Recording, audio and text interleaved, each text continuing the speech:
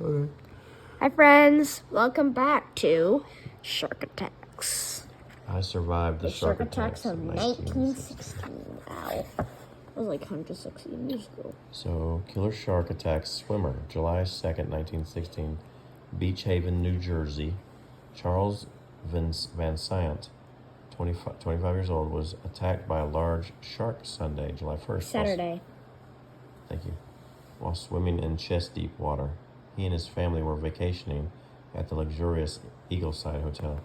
Mr. Van Sant, known by all as a man of exceptional charm and great promise, was swimming with a dog when the attack occurred.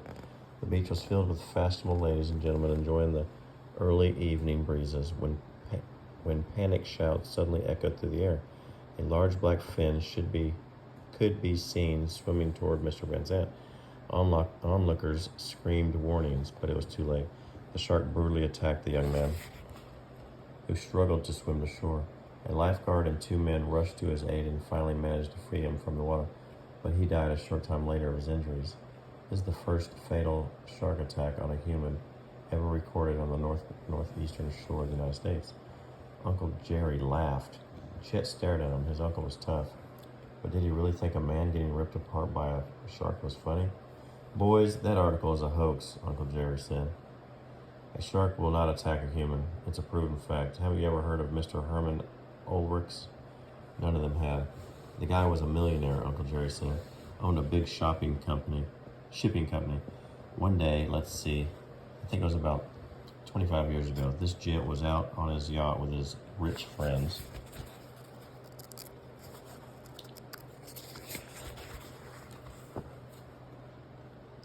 Not far from New York City. They were out in the ocean. They sailed right into the big school of sharks. The ladies screamed, but Ulrichs put on his bathing costume and dove into the ocean, practically right on top of those sharks. Why did he do that? Sid said. To prove that the sharks wouldn't attack, Uncle Jerry said. He made a real commotion, splashing and kicking, even shouting at the sharks. And wouldn't you know, the sharks swam away. They were scared as rabbits. Sid glanced at Chet and smiled. And that's not all, said Uncle Jerry. Mr. Ulrichs offered a $500 reward to anyone who could come up with one case of a shark attacking a human on the northeastern shore of the United States. A shark attacking a human. $500, said Dewey. That's crazy.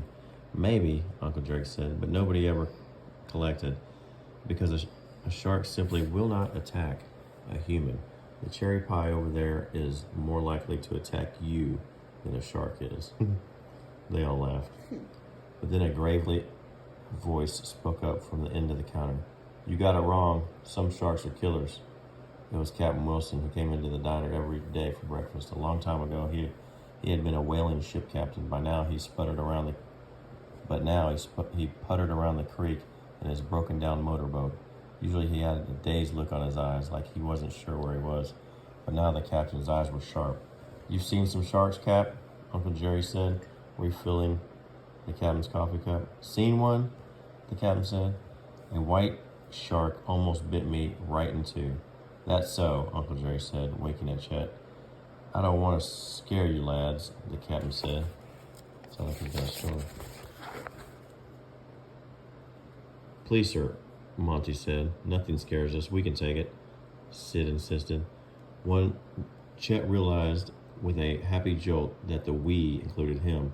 Uncle Jerry went back into the kitchen, shaking his head. All right, then, the captain said, looking around the empty diner. But gather close and don't scream too loud. I don't want to upset the other customers. Please don't stop on Chapter 3. What are we looking at there? Shark tooth. I have a few of those. Shark tooth? Looks sharp. Don't stop. The year was 1852, the captain began. I wasn't much older than you lads. It was one of my first whaling voyages 2 years ago. 2 years at sea. 2 years at sea, and finally I was heading home across the Pacific. His voice was low and whispery, like it was coming from someplace very far away. Suddenly, the sky turned black. The wind started to howl, and rain poured down. I'll never forget those waters. Those waves. Dang it, those waves. I thought our ship was going to be tossed to the moon.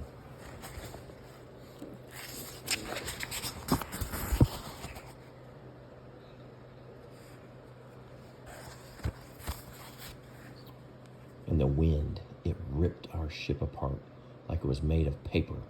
We all went into the water. I grabbed a barrel and somehow I made it through the night. By the time the sun came up, the storm had passed. I was all alone, just a tiny speck in the middle of the ocean. Oh, that's a shark. See the shark? Let's keep reading. Well, we're at 5 minutes. We gotta. Okay. The other men died? Dewey asked. But the captain didn't seem to hear. And then I saw the fin. The shark? Whispered Monty, edging a little closer to Sid. Shh, Sid said. It circled me a long time, a long while. The captain said, around and around, real slow, like he was toying with me. Little by little, it came closer and closer until I could see its eyes. One question. Black as coal, he whispered. Killer eyes. The captain was looking out the window now, like he expected to see that shark with its open jaws pressing against the glass. What does toying mean? Toying, like playing with them.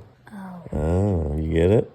Now we get it. No, you get it. All right, we're going to stop there. Oh, man. We'll pick up right at page 15. Guys. See you, friends. See you, friends. See you later.